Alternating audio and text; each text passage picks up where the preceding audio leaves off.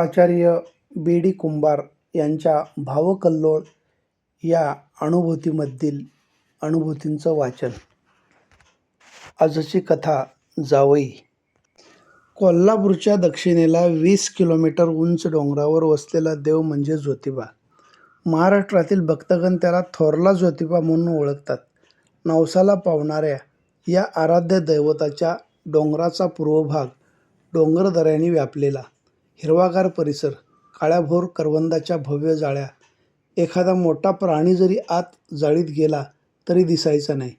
करवंद तर अशी लदडलेली असायची की तोडणाऱ्यानंच कंटाळावं. तशी भव्य आणि डेरेदार आंब्याची झाडं. ठिकठिकाणी आंब्याच्या बागाच होत्या. उंच उंच आणि टपोऱ्या जांभळाची झाडं. झाडांच्या खाली पिकून पडलेल्या जांभळांचा खच पडलेला असायचा. तेवढ्या भागात रस्त्याचा रंगसुद्धा जांभळाच व्हायचा. हिरवीगार शेती, ज्वारी, बाजरी, भुईमूग ही पिकं, जोडीला भाजीपाला, टोमॅटो, फ्लावरची शेती. नाही म्हणायला एक खंत होती, गावाला नदी नव्हती. म्हणून काही बिघडलेलं नव्हतं. 20-22 विहिरी, 2-3 आड, 5-6 ओढे, झरे यातलं पाणी गावचं सर्व काही भागवायचं. 3-3.5 हजार लोक वस्तीच्या कवाळे गावातील सुख, समाधान आणि प्रेम, आपुलकी भरून उरलेली असायची. अशा गावात राहणारा बळी काटदरे राहायचा गावात पण नोकरी करायचा कोल्हापूर शहरात. पेशाने बळी शिक्षक होता, पण त्याच्याकडे बघितलं की तो शिक्षक वाटायचाच नाही. बळी काटदरे 5.5 ते 6 फूट उंचीचा, भरगच्च शरीराचा, लांबलचक चेहऱ्यावर आनंद असा ओसंडून व्हायचा. खळखळून हास्य, गोड आणि विनोदी बोलणं, आपुलकीचे भाव यामुळं बळी गावात लोकप्रिय होता. त्याच्या घरी पारंपरिक शिलाईचा व्यवसाय होता. या निमित्ताने संध्याकाळच्या वेळी त्याचा असा एक मित्र परिवार होता. तो गोळा व्हायचा. चहापान, गप्पा-टप्पा रंगायच्या. कधी कोणाचं जमवलेलं लग्न कार्य पार पाडणं, वास्तुशांतीचा कार्यक्रम, नाहीतर बारशाचा कार्यक्रम, असे एक ना अनेक रोज काही ना काही प्रोग्राम ठरलेला असायचा. यावर्षी त्याच्या गटाच्या मेंबरपैकी रावसाहेब हवालदारचं लग्न पार पडलं. त्यांचा सगळा गँग राबला आणि मोठ्या उत्साहात व आनंदात रावसाहेबाचं लग्न उरकलं. त्या काळी खेडेगावात पद्धत असायची, लग्नानंतर 4-5 महिन्यात नवऱ्या मुलाचा मित्र परिवार मिळून मित्राच्या सासूरवाडीला जायचा. मग तिथल्या लोकांनी त्यांची बडदास्त ठेवायची. 1-2 दिवस राहून सासूरवाडीचा पाहुणचार जोडून सर्वांनी परत यायचं. आल्यावर चांगल्या वाईट गोष्टींवर टीका-टिप्पणी करत 7-8 महिने घालवायचे. आता नंबर लागला तो रावसाहेबाच्या सासूरवाडीचा. हातकणंगले जवळच्या आळवे गावात त्याची सासूरवाडी. एक दिवस ठरल्याप्रमाणे ही गँग आळव्यात पोहोचली. मित्रापैकीच एकाची जीपगाडी होती. त्यातून 7-8 जणांचा हा ताफा सासूरवाडीत पोहोचताच तिथल्या लोकांनी आगत स्वागत केलं. स्टीलच्या तांब्यातून पाणी दिलं. हातपाय धुवून मंडळी बाहेरच्या पडवीत स्थिर स्थावर झाली. पाहुण्यांनी विचारपूस केली, प्रवास वगैरे कसा झाला? गावाकडे सर्व व्यवस्थित आहेत ना? या गप्पा-टप्पांच्या ओघातच रावसाहेबाच्या सासरेबुवांनी प्रथेप्रमाणे विचारलं, बरं मंडळी, आपण खूपच लांबून प्रवास करून आलात, पण आता काय घेणार? चहा करूया का सरबत घेणार? प्रश्न ऐकून सर्वजण एकमेकांकडे बघत होते. आता अनेकांचा विचार घेऊन काहीतरी उत्तर द्यायचं असा विचार सगळ्यांच्या मनात होता. एवढ्यात बळी पटकन बोलला, असं करा, आता लगेच सरबत द्या आणि थोड्या वेळानं चहा द्या. उत्तर ऐकून रावसाहेबाच्या सासऱ्याचा चेहरा पडला. अशा प्रकारचे उत्तर येईल अशी कोणतीच अपेक्षा नव्हती. पाहुणे खजील झाले. बळी मात्र सगळ्यांकडे टकामका बघत होता. रावसाहेबांना वर्तमानपत्राच्या पेपरात तोंड लपवलं. सगळ्यांच्या चेहऱ्यावर मिश्किल हास्य होतं. पण पाहुण्यांचा अपमान होईल म्हणून त्यांनी खाली माना घातल्या. थोड्या वेळातच सरबत आलं. सरबतासाठी नवे ग्लास बघून बळीनं आपल्या हातातील ग्लास उंच धरला व म्हणाला, रावसाहेब, लग्नात प्रेझेंट मस्तच आलं आहे हां. चायला डिझाईन काय भारी आहे बघ. सगळे हसले. रावसाहेब खजील झाला. चिडून त्यानं बळीकडं पाहिलं.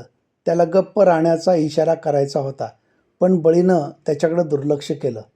थोड्या वेळानं खरोखरच चहा आला. चहापानानंतर पाहुण्यांनी आसपासचा परिसर, घराजवळची शेती, पीक पाणी दाखवलं. मंडळी पुन्हा पडवीत बसण्यासाठी आली. एवढ्या वेळात बळीनं आसपासचा परिसर व घरातील आतील सर्व काही आपल्या तीक्ष्ण नजरेनं हेरून ठेवलं होतं. त्यानं आत येताच आपल्यासाठी एक जागा अगोदरच मनात ठरवून ठेवली होती. तिथे जाऊन तो पटकन बसला. त्या जागेवरून त्याला आतील स्वयंपाकघरातील बराचसा भाग स्पष्ट दिसत होता. इकडं तो सर्वांशी गप्पा तर मारत होताच, पण आतील दृश्यावर त्याची बारीक नजर होती. चहापानाविषयी प्रश्न विचारल्यावर आलेल्या उत्तराने रावसाहेबांचे सासरे व घरची मंडळी अगोदरच हबकली होती. त्यामुळं त्यांनी जेवणाबद्दल विचारलंच नाही. सरळ स्वयंपाक बनवायला सुरुवात केली. फोडणीची चरचर आणि मसाल्यांचा वास बाहेरपर्यंत येत होता. पण बळीला मात्र आत काय चाललंय याची पूर्ण माहिती होती. त्याची करडी नजर आतल्या बारीक-सारीक सर्व गोष्टी टिपत होती. थोड्या वेळानं जेवायला मिळणार अशी तयारी आतमध्ये चालली होती. ताट वाढण्याचं काम चालू होतं. प्रत्येक ताटात खास बनवलेले पदार्थ वाढले जात होते. चपाती, भाजी, कोशिंबीर, लोणची, पापड, पुलाव भात असे भरगच्च आयोजन होते. कोणत्या ताटात काय व किती वाढतात याकडे बळीचं बारीक लक्ष होतं. त्याला आपल्या बसलेल्या जागेवरून सर्व व्यवस्थित दिसत होतं. एवढ्यात त्याला एक धक्कादायक व चमत्कारिक प्रकार दिसला. एका मोठ्या ताटात वाढलेल्या पुलाव भातात 3 अंडी पुरून ठेवली जात होती. त्याच ताटात इतर पदार्थही वाढलेले होते. बळीने ही गोष्ट हेरली. त्याच्या मनात काय करायचं हे पक्कं ठरलं. काही अवधीतच पाण्याचे तांबे आले. मंडळी चला जेवून घ्या. सर्वजण पाण्याचे तांबे घेऊन हात धुण्यासाठी बाहेर गेले. बळीने मात्र बाहेर न जाता पंक्ती बसण्यास जागा केली होती त्या खोलीत प्रवेश केला.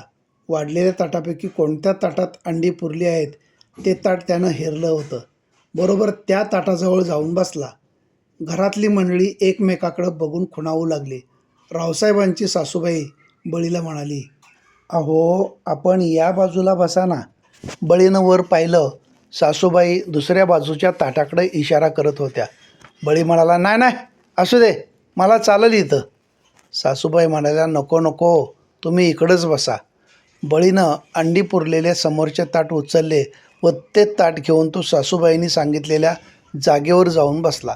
हात धुवून तिथंपर्यंत आलेल्या सर्वांनी हे पाहिलं व ते बुचकळ्यात पडले. एवढ्यात सासूबाई पुन्हा म्हणाल्या, अहो पाहुणं असं काय करताय, तुम्ही तिकडच्या ताटाजवळ बसा ना. बळीनं पुन्हा वर पाहिलं. सासूबाई आत दुसऱ्याच बाजूला बसण्याचा इशारा करत होत्या. बळी म्हणाला, असं म्हणता, बरं ठीक आहे. त्यानं पुन्हा समोरील अंडी लपवलेलं ताट उचललं व ताटासहित सासूबाईंनी दाखवलेल्या जागी जाऊन बसला. पुन्हा सगळे एकमेकांकडे बघत राहिले. सासूबाई आता हट्टाला पेटल्या. म्हणाल्या, अहो ते हातातलं ताट तिथंच खाली ठेवा ना आणि इकडच्या बाजूला येऊन बसा. बळी म्हणाला, का हो, पण मला हेच ताट फार आवडलं आहे म्हणून मी याच ताटात जेवणार. काय करू बोला, कुठं बसू? आता सर्वांची पंचायत झाली. घरातील मंडळी गोंधळली. आता त्यांना प्रश्न पडला, या ताटातील भातात लपवलेल्या अंड्यांचं काय होणार? हा माणूस गुपचूप खाणार का? आपण आपल्या जावई बापूंसाठी ते ताट केलेलं होतं, त्यांना ते मिळणारच नाही. काय करावं या माणसाला? काय हट्टी माणूस आहे, दांडगटच आहे. तरी सासूबाईंनी जावई प्रेमापोटी पुन्हा प्रयत्न केला. बळीने त्यांना तसाच प्रतिसाद दिला. त्याने ते ताट काही सोडलं नाही. या प्रकाराने रावसाहेब खवळला. बळ्या काय नाटक लावलेचे, लेका पाहुण्यांचं ऐक ना. बळी याचीच वाट पाहत होता. पटकन म्हणाला, का र रावश्या, या ताटात मी जेवलो तर तुझ्या बाच्या अंगावर काय फाळा येणार आहे? लेका दाखवू का तुला काय ते, हे बघ. असं म्हणून बळीनं सर्वांसमक्ष ताट आपटलं.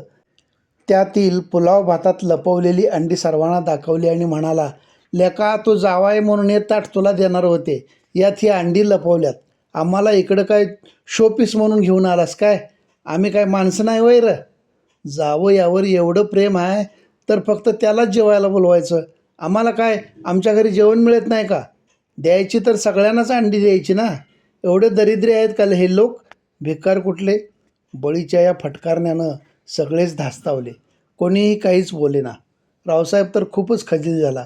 सासरची मंडळी अपराध्यासारखी खाली मान घालून उभी राहिली. सासरेबुवांनी हात जोडले व म्हणाले, मंडळी माफ करा. यार साहेबांचं बरोबर आहे, आमच्याकडून चूक झालीच आहे. एवढा वेळ माफ करा. सर्वांनी जेवणाचा अपमान करू नका. जेवून घ्या. जावई प्रेमापोटी आम्ही चूक केली. अशी चूक यापुढे नाही होणार आणि खरे तर कोणीही अशी चूक करूच नये. माफ करा आम्हाला. बळीच्या पवित्र्यानं सारेच हबकले होते. कसेबसे जेवण आटोपून सारे बाहेर पडले. जीप वेगाने गावाबाहेर आली. कोणीच कोणाशी काहीही बोलत नव्हते. रावसाहेब मात्र खिन्न मनानं मान खाली घालून बसला होता. बळीविषयी त्याच्या मनात राग खदखदत होता. गावाबाहेर आल्यावर एका मोठ्या झाडाखाली बळीनंच गाडी थांबवायला सांगितलं. 2 मिनिटं स्तब्धता होती. बळी म्हणाला, काय रे, सगळे गप का बसलाय? झाल्या प्रकाराबद्दल तुम्हाला काही म्हणायचं आहे का नाही? आता रावसाहेबाचा राग उफाळून आला. तो म्हणाला, बळी, तू स्वतःला लई शहाणा समजतोयस.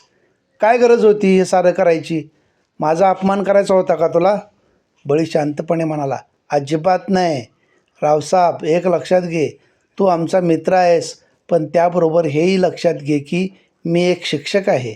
अरे, आम्ही शिक्षक लोक शाळेत असेच बारीक सारीक गोष्टीवर लक्ष ठेवतो. आम्हाला पिढी घडवायची असते. त्यामुळं कुठं काय चाललं आहे, कोणता विद्यार्थी काय करतोय हे आम्हास बघावंच लागतं, लक्ष ठेवावंच लागतं. आणि जे चूक ते चूक आणि बरोबर ते बरोबर हे विद्यार्थ्यांना शिकवावंच लागतं. यात आमची काय चूक? थोडा समंजस व भावनिक असणारा बापूसाहेब म्हणाला, नाही बळी, तुझं बरोबर आहे. तू बारीक लक्ष देऊन बघितलंस, पण तुला जे दिसलं ते सगळ्यांसमोर का उघड केलंस? पाहुण्यांचा अपमान नाही का झाला? बळी म्हणाला, हे पहा मित्रांनो, पाहुण्यांचा अपमान झाला हे बरोबर, पण म्हणून काय त्यांच्या चुकीच्या गोष्टी आपण अशाच स्वीकारायच्या? समोर जे घडलं ते चूक असेल तर आम्ही शिक्षक नाही गप्प बसू शकत. अरे, चूक सुधारण्यासाठी काय चूक आहे हे दाखवावं लागतं आम्हाला. आम्ही जर गप्पच बसलो तर विद्यार्थ्यांना त्यांचं काय चुकलं हे कळणारच नाही. अरे, संतांनीसुद्धा सांगितलंच आहे ना, निंदकाचे घर असावे शेजारी. चुका दाखवून त्या सुधारून घेण्याची आम्हा शिक्षकांची जबाबदारी आहे, हे विसरू नका. समाजानं आमच्यावर जी जबाबदारी सोपवली आहे, आम्ही चाणक्याचे वंशज आहोत. आम्ही आमच्या कर्तव्यापासून बाजूला नाही होऊ शकत. आमचं काम आम्हाला प्रामाणिकपणानं करू द्या, नाहीतर उद्या समाज बिघडवला म्हणून तुम्हीच आमच्या शिक्षकांच्या डोक्यावर खापर फोडाल. आणि एक लक्षात घ्या, शिक्षक शाळेत वेगळा आणि समाजात वेगळा असं वागू शकत नाही. तो आतबाहेर सगळीकडे सारखाच आणि प्रामाणिक असतो. तो समाजाचं देणं लागतो, म्हणून त्याला चांगलं काम करण्याची प्रेरणा द्या. दाबून ठेवू नका, अपमानित करू नका आणि फटकारू नका. 2 मिनिटे स्तब्धता पसरली. कोणी काहीही बोललं नाही. रावसाहेब खाली घातलेली मान हलवत म्हणाला, हे सगळं बरोबर आहे, पण गावात आता माझी इज्जत जाईल त्याचं काय? बळी म्हणाला, नाही मित्रा, असं होणार नाही. आपण ज्यांची चूक होती त्यांना ती दाखवली आहे. आता ही गोष्ट गावात पसरून आम्हाला तुझी इज्जत घालवायची नाही. अरे, तू आमचा जिवलग मित्र आहेस. तुझी अब्रू तीच आमची अब्रू. आमच्यापैकी कोणीही झाला प्रकार गावात कोणालाही सांगणार नाही. पण एक गोष्ट मात्र सर्वांनी मान्य करा, एक शिक्षक असल्यामुळं मी आज जे काही केलं ते योग्यच होतं, त्याशिवाय गाडी पुढे जाणार नाही. सर्वांनी ही गोष्ट मान्य केली आणि बळीची स्तुतीही केली. गाडी वेगानं पुढं धावू लागली. धन्यवाद.